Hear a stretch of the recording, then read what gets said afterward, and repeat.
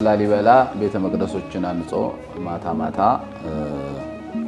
የመሮንና መጥረቢያውን ያስቀምጥበት የነበረ ሳጥን ይሄ ነው።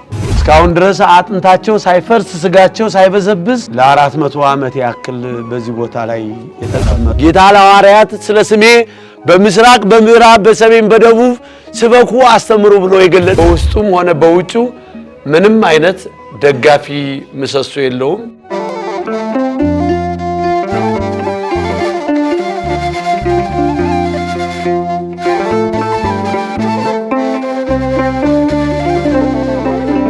አሁን ያለነው እንግዲህ ከቅዱስ ላሊበላ ከሰራቸው ቤተ መቅደስ አንዱ የቤተ ጊዮርጊስ ወደ ውስጥ የመግቢያው በር ይሄን ይመስላል። በዚህ ወደ ውስጥ ዘልቆ ይገባና ነው ዋናውን ቤተ መቅደስ የምናገኘው። ከላይ ዋሻ ነው ማለት ነው። መሸጋገሪያው ራሱ በሩ እስከ ቤተ መቅደሱ የሚወስድ ዋሻ ነው።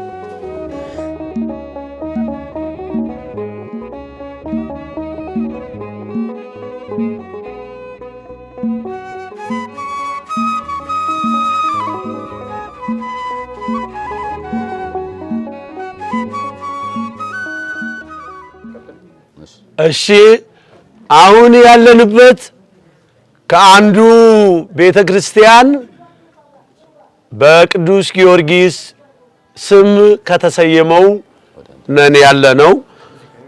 ይህም ማለት ከ10 አብያተ መቅደስ አንዱ ቤተ ቅዱስ ጊዮርጊስ ቤተክርስቲያን ነው። ቤተ ቅዱስ ጊዮርጊስ ቤተክርስቲያን የቅዱስ ላሊበላ የመጨረሻ ስራው ነው። ለየትም ያለው ከሌሎቹ በዚህ ምክንያት ነው። ንጉሥ ላሊበላ በገድሉ ላይ ያስቀመጠው ምንድነው? ለለ አቲ ኢይትማሰል ህብራ ይላል። አንዱ ቤተክርስቲያን ካንዱ አይመሰልም። በቅርጽም በይዘትም የተለያዩ ናቸው። እያንዳንዳቸው የየራሳቸው ጥበብ አለባቸው።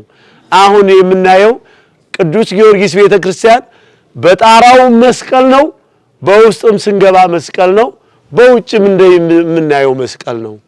ስለዚህ በመስቀልኛ ቅርጽ ያስቀመጠው ጥሩ ጥበብን ከሌሎቹ አብያተ ክርስቲያናቶች እየቀሰመ እዚህ ቦታ ላይ ሲደርስ በመስቀል ላይ ያስቀመጠው ጌታ ኢየሱስ ክርስቶስ በመስቀል ላይ እንደተሰቀለ ቅዱስ ላሊበላም ደግሞ ይህንን ቤተክርስቲያን የጌታን ስነ ስቅለት ወይም የመስቀሉን ቅርጽ አስቀምጦለታል። ቅድም እንደገለጽኩት ቤተክርስቲያኑ በኖህ መርከብ ምሳሌ ነው የተሰራው። የኖህ መርከብ 3 ፎቆች አሉት። እነዚህ አረጋቱን እዩዋቸው፣ የሶስቱ ፎቆች ምሳሌ ነው። በላይኛው 12 የተከፈቱ መስኮቶች አሉ። በታችኛው በውጭ በኩል 9 የተዘጉ መስኮቶች አሉ። እነዚህ የተዘጉ መስኮቶችን በውጭ ብቻ ነው የምናያቸው። ምክንያቱም ውሃ ገብቶ በማዕበል የኖህን ዝርያ እንዳያጠፋበት።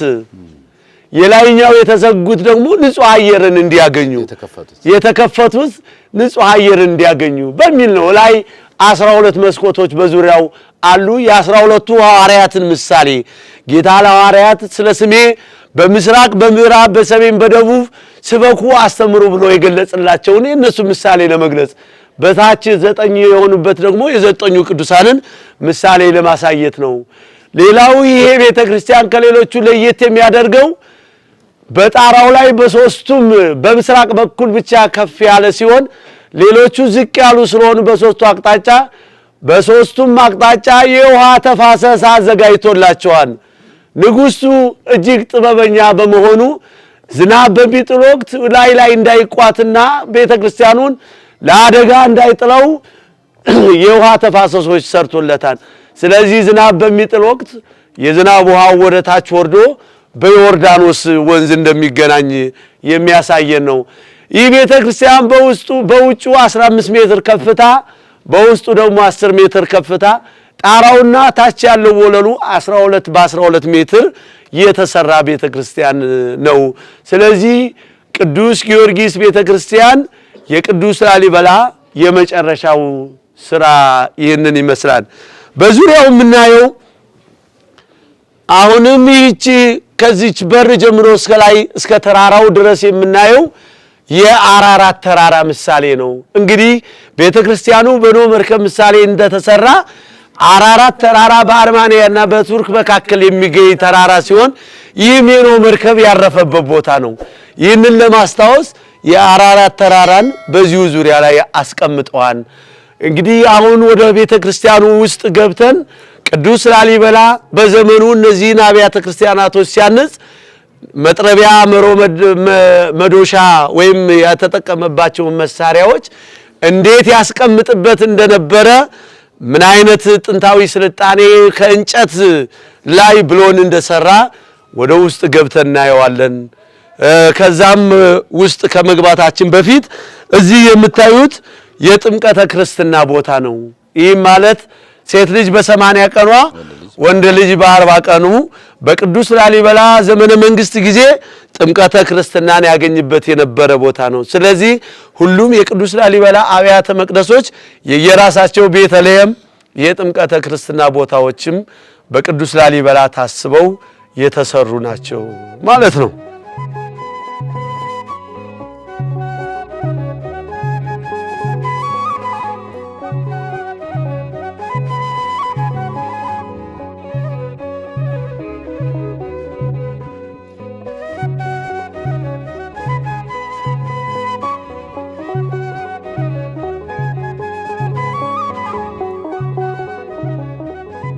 አሁን ደግሞ ያለነው በቤተ ጊዮርጊስ በውስጠኛው ክፍል ነው። ቅዱስ ላሊበላ እየሰራ እቃዎቹን የመስሪያውን እቃዎች የት እንደሚያስቀምጥ በውጭ የነገረን ታሪክ በደንብ አሁን እዚህ ደግሞ ይነግረናል። ወደ ዲያቆን ሙጬ ወስዳቸዋለሁ። እሺ፣ አሁን ያለንበት በቅዱስ ጊዮርጊስ ቤተክርስቲያን በውስጠኛው ክፍል ነን ያለነው። በውስጡ ክፍል ከሌሎቹ ቤተክርስቲያኖች ለየት የሚያደርገው ምንም አይነት ደጋፊ ምሰሶ የለውም። ይሄ ሌሎቹ አብያተ መቅደሶች ስንሄድ በውስጥም ሆነ በውጭ አብረው ከህንጻው ጋር ተጠርበው ይወረዱ ለቤተ ክርስቲያኑ ድጋፍ የሚሆኑ ምሰሶዎች አሏቸው። ይሄ ቤተ ክርስቲያን ግን በውስጡም ሆነ በውጩ ምንም አይነት ደጋፊ ምሰሶ የለውም። ምሰሶዎቹ በመስቀልኛ ቅርጽ ተያይዘው አብረው ተጠርበው ይወረዱና የዘለቁ ናቸው። በጣራዎቹ ላይ ግን መስቀሎቹ አሁንም ተስለው የሥላሴን አንድነትና ሶስትነት ለማሳየት በውጭ ብቻ ሳይሆን በውስጡም በጣራው ላይ ይገኛሉ። ከቤተ ክርስቲያኑ ውስጥ ስንገባ የምናያቸው ሁለት ጥንታውያን ሳጥኖች ናቸው። በይህ ሳጥን የምታዩት ከወይራ እንጨት የተሰራ አጠቃላይ የቅዱስ ላሊበላ የአብያተ መቅደሶቹ በሮች እና ሳጥኖቹ አጠቃላይ የተሰሩት በዘመኑ ከነበሩ ከወይራ እንጨት የተሰሩ ሳጥኖችና በሮች ናቸው። አሁን የምናየው አንዱ ይህ ነው። ሁለተኛው በሱ በጀርባ ላይ የሚገኘው ነው።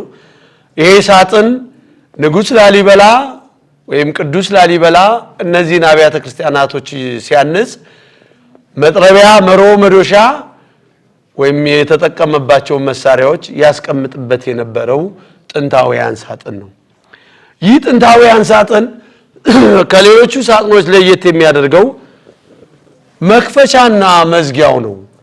በውስጡ የምታዩት ሁለት የመክፈቻና የመዝጊያ ቁልፎች ዛሬ በዘመኑ ብረትን አቅልጦ ብሎን እንደሚሰራ በንጉሥ ላሊበላ ዘመነ መንግስት ወይም ከዛሬ 900 ዓመት በፊት ንጉሥ ላሊበላ ከወይራ እንጨት ፈልፍሎ ለመክፈትና ለመዝጋት ብሎን እንዴት ይጠቀም እንደነበረ እነዛ መዝጊያ ናቸው ማለት ነው። መዝጋ ለመዝጋትም ለመክፈትም የሚጠቀምበት ጥንታዊ ስልጣኔው ይሄ ነበር። አንዱ ይሄ ነው።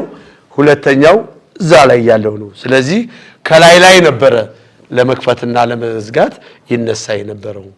ነገር ግን ቅዱስ ላሊበላ በሰሜን ኢትዮጵያ 23 አብያተ ክርስቲያናቶችን አንጿን ይላል ገድሉ። ከነዚህ መካከል 13ቱ ብቻ ለኛ ተገልጸው አሁን አገልግሎት እየሰጡ የሚገኙ ሲሆኑ ሌሎቹ አብያተ መቅደሶች እስካሁን ድረስ የት እንዳሉ እንደዚሁ እንደ መሳሪያው እንደ መጥረቢያው እንደ መሮው እንደ መዶሻው የት ቦታ ላይ እንደተደበቁ ወይም በአንድ ወቅት ይገለጻሉ ተብሎ ይታመናሉ። እስካሁን ግን በየትኛው ክፍል እንዳሉ አይታወቁም። እንትኑ ሳጥኑ አገልግሎት ይሰጣል። አሁን የቤተ ክርስቲያኑ ንዋየ ቅድሳት ማስቀመጫ ሆኖ ነው አገልግሎት እየሰጠ ያለው። ነገር ግን በፊት ቅዱስ ላሊበላ ሲያንጽ የተጠቀመበትን መሳሪያ ያስቀምጥበት የነበረ ነው። በመጨረሻ ግን የተጠቀመበትን መሳሪያ የት ቦታ እንዳስቀመጠው በግልጽ አሁን አይታወቅም። ስለዚህ ንዋየ ቅድሳቶች ብቻ እዚህ ግን አሁንም የቤተ ክርስቲያኑ ንዋየ ቅድሳት አገልግሎቶች እየተሰጡ ይገኛሉ። ነካ ነበር። አሁን በመስታወት ሰው ከጊዜ ብዛት ምክንያቱም ለረጅም ጊዜ እንዲያገለግልና የቀጣይ ትውልድ እንዲያገኘው ነው በመስታወት አሁን ተሽጎ የሚገኘው። ምክንያቱም በፊት ለመክፈትና ለመዝጋት ብዙ ጊዜ ያስቸግር ስለነበረ ህዝቡ ለዛ ትውልድ እንዲያገኘው በሚል ነው። አሁን ቀደም እንዳብራሩልን እንትኑ ይሄ ህንጻው 3 ደርብ ነው እና የሶስቱ ምልክት ናቸው እነዚህ ሸንተረሮች። እነዚህ የምታዩት በውስጥ የምናያቸው 1 2 3 ሶስቱ እነዚህ የኖ መርከብ 3 ፎቆች አሉት። የነሱን የፎቆቹ ምሳሌ ነው። ስንገባ 1 ፎቅ ነው የምናገኘው። ነገር ግን ሐረጋቶቹ የሚለዩ ከ3 ቦታ የኖ መርከብ 3 ክፍል መሆኑን አዋፋትን፣ እንስሳትን፣ ራሱን፣ ቤተሰቦቹን ያኖርበት ወይም ያስቀምጥበት የነበረ እሱን ለማሰብ ነው 3 ክፍሎችን ሐረጋቱ የሚያሳየው። ሌላው ደግሞ የመስኮቶቹ መጠን ስፋታቸውና ቁመታቸው ተመሳሳይ ነው፣ አንድ ናቸው። በውጭ ያሉትም የተዘጉም አንድ ናቸው። እላይም ያሉት የተከፈቱት አንድ አይነት መጠናቸው፣ ይዘታቸው በዛን ዕለት የነበሩ ምንም አይነት የተዛነፉ ያልሆኑ ቅርጻቸው አንድ አይነት የሆኑ ናቸው። ሌላው ወደ ሁለተኛው በቤተ ክርስቲያኑ ውስጥ የምናገኛቸው ይህን ጥንታዊ የቅዱስ ጊዮርጊስ ስዕልና አሁንም ጥንታዊ የሆነ ሁለተኛ ሳጥኑ ነው። ቅድም በብሎን የሚከፈትና የሚዘጋው ነው ያየነው። አሁን ደግሞ በቁልፍ በእንደዚህ አይነት ቁልፍ ጥንታውያን በሆኑ ቁልፎች ለመክፈትና ለመዝጋት እንዴት ይጠቀሙ እንደነበረ ቅዱስ ላሊበላ የሚያሳይ ነው። ይሄ የሚከፈተውም አሁንም ከላይ ነው። ይሄ ከዛሬ 400 ዓመት በፊት በአካባቢው ወይም በዚህ ቦታ ይኖሩ የነበሩ አባቶች፣ የበቁ አባቶች፣ መነኮሳት፣ ገዳማውያን የሳሉት ጥንታውያን ስዕል ነው። ስዕሉ ቅዱስ ጊዮርጊስ ዘንዶውን ገሎ ብሩክታዊትን እንዳዳናት የሚያሳየን ስዕል ነው። ታሪኩ ብቻ ሳይሆን ከዛሬ 400 ዓመት በፊት በአካባቢው ይገኙ የነበሩ በአበባ ፍሬዎች በተለያዩ እጽዋቶች ተቀምሞ የተሰራ ስዕል መሆኑ ነው እዚህ ቦታ ላይ አሁንም እናገኘው። ይህንን ይመስላል እንግዲህ የቅዱስ ጊዮርጊስ የውስጡ ይዘት። ቅዱስ ላሊበላ ቤተ መቅደሶችን አንጾ ማታ የመሮውንና መጥረቢያውን ያስቀምጥበት የነበረ ሳጥን ይሄ ነው። ቅዱስ ላሊበላ ቅድም እንዳስረዱን የወይራ ነው እንጨቶቹ። መስኮቶቹን ሲያስረዱን በሩ የእንጨት ነው፣ የእንጨቱ የሳጥኑም በሩም የወይራ ነው ብለዋል። እንግዲህ በዚህ ይሄንን የሚያህል መጠኑ ያልተቀጣጠለ ረጅም ከአንድ እንጨት የወጣ ነው። ሲዘጋ ደግሞ እንደዚህ ነው። ሲከፈት እንደዚህ